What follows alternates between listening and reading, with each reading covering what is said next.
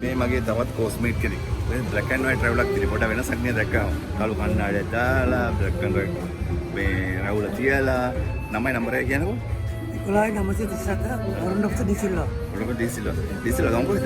මම ඇවිල්ලා උපංගම ඇවිල්ලා පානදුර. දැන් ඉන්නේ කොහෙද? දැන් ඉන්නේ බලපිටියේ. මොකද පාඩ දෙකකින් රැවුල මේක ඇවිල්ලා සම්පූර්ණ කලකරොත් වෙන්නේ. පොස් කරනකොට සුදු මතු වෙනවා. ඒ නිසා මේක තමයි මගේ අලුත්ම මේක. ඩිසයින් එක. ඔව් ලස්සනයි. ඒ වෙනසක් දැන් ගුවන්විදුලියට ටූරිසම් වලට සම්බන්ධ කෙනෙක් වගේ ආවා වෙන්නේ. ගුවන් හමුදා ජීවිතේ මොකද අමතක නොවන සිද්ධිය? අමතක සිද්ධිය මම කියන්නේ ප්‍රධාන වශයෙන් රෙක්රුට් පෝස්ට් එක. මගේ ඉන්ස්ට්‍රක්ටර්ස්ලා ඒ වගේ මගේ පෝස්ට්මේට්ලා කියන්නේ මගේ හදවත. ඒ අය අතර තිබුණු සම්බන්ධය අපිට සිවිල් ජීවිතේ කවදාවත් ගන්න බෑ. ඒක ගන්න බෑ කියන හේතුව ඒ බැඳීම මම හිතන්නේ සිවිල් රැකියාවක් කරත් මම හිතන්නේ ඒක ගන්න බොහොම අමාරුයි. ඔව් ට්‍රේනින් එකේ තියෙන අර කැපවීම දරා ගැනීම ඒ වගේම විශ්වාසවන්තකම පාවා නොදීම වගේ දේවල් ගොඩක් දේවල් වටිනයි සිවිල් ජීවිතේ ඉස්සරහට. ඒක ඔබතුමා මොනවද කරන්නේ දැනට ලංකාවේ? දැනට මම විශ්‍රාමික වශයෙන් ජීවත් වෙනවා. මගේ දුවත් සහ පුතාට දෙන ගුවන් හමුදා විදියේ දැන් දෙවෙනි පුතා නම් අත්සලා ප්‍රේම් ගියා. ඊට පස්සේ මම දැන් විශ්‍රාම සේවයේ ගෙදර ඉන්නවා. ගෙදර දරුවක් බලාගෙන මගේ අම්මවත් බලාගෙන මම ගෙදරට වෙලා ඉන්නවා. සංචාරක සම්බන්ධ මොනවද කරනවද? එහෙම නෑ. මගේ ගෙස්ට් එකක් තියෙනවා මාමගේ පුතාගේ මල්ලිගේ කතරගම සංජීව ගෙස්ට් කියලා. ඒක තමයි මම සේවය කරපු ඉතිරි බොහෝ කාලේ. දැනට නෑ. දැනට ඉතිරි දෙනවා. අමතක මොන සිද්ධියද ඔබ තමයි කියන්නේ? අමතක වෙන එක මගේ කෝස් එක තමයි. මගේ සහෝදරයා මගේ බැඳීම ඒ අයව කවදාවත් අමතක කරන්න බෑ. ඕකේ thank you.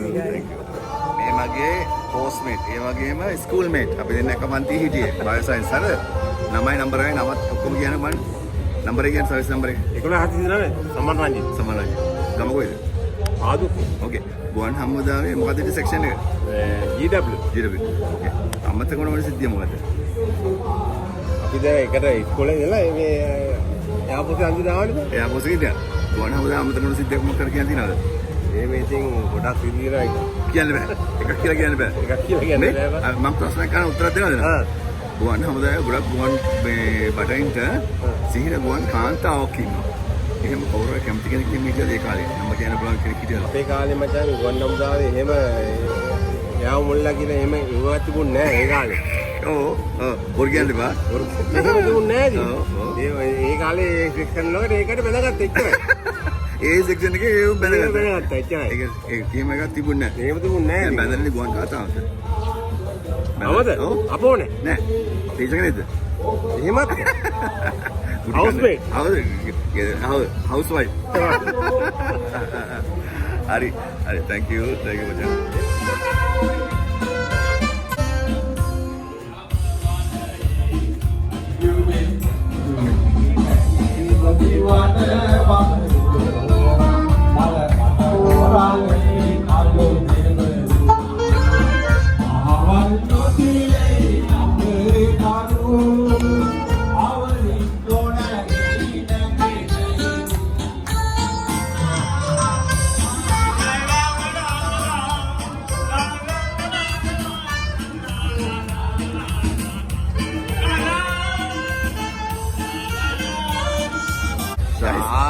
මේ මගේ හොස්මේට් නම්බරයි නම්බරයි කියන්නේ 1185 සමන් කුමාර. ගුවන් හමුදා ජීවිතේ අමතක වුණ සිද්ධියක් මොනවද කියලා මම ට්‍රේනින් කාලේ වගේ ට්‍රේනින් කාලේ අපිට දෙන්න රෑ 11ට ඉන්ස්පෙක්ෂන් තිබ්බා. ටොයිලට් ඉන්ස්පෙක්ෂන් තිබ්බා. ඒකෙදි අපි දෙන්න මාර්ගය චාටර් වුණා. මොකද චාටර් වෙලා රෑ 9ට තිබ්බා, 9:00ට තිබ්බා, 10ට තිබ්බා, 11ට තිබ්බා.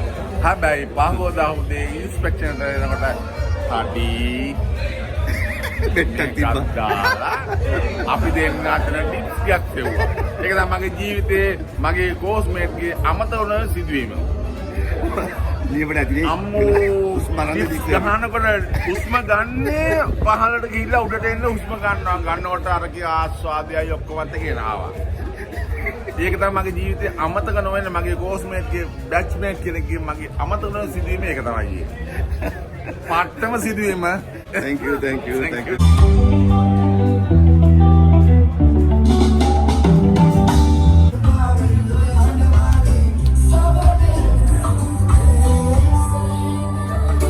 So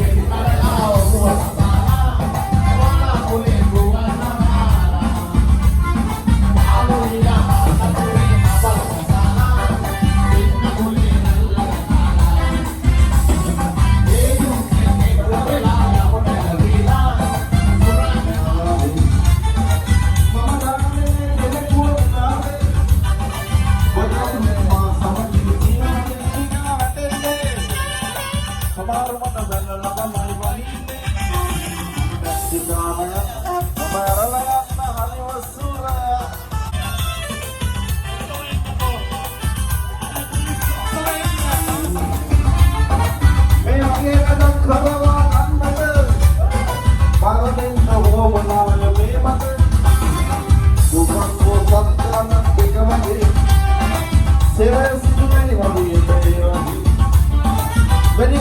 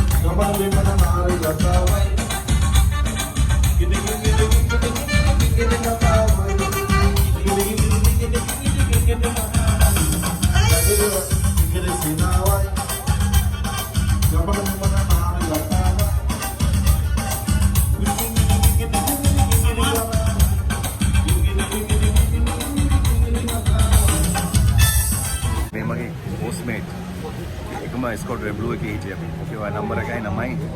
කියන බලන්න. මම 11,793 රූස් කොඩ්රන් එකේ පාලිත හේවගේ. දැන් මොනවද කරන්නේ? දැන් කොහෙද ඉන්නේ? මම දැනට ඒජන්සි එක ජනරල් මැනේජර් වශයෙන් වැඩ කරනවා. ඒජන්සි. ඒජන්සි මොකක්ද? ඒජන්සිය බියගම ට්‍රෝජා ඉන්ටර්නැෂනල් කියලා ඒජන්සියක්.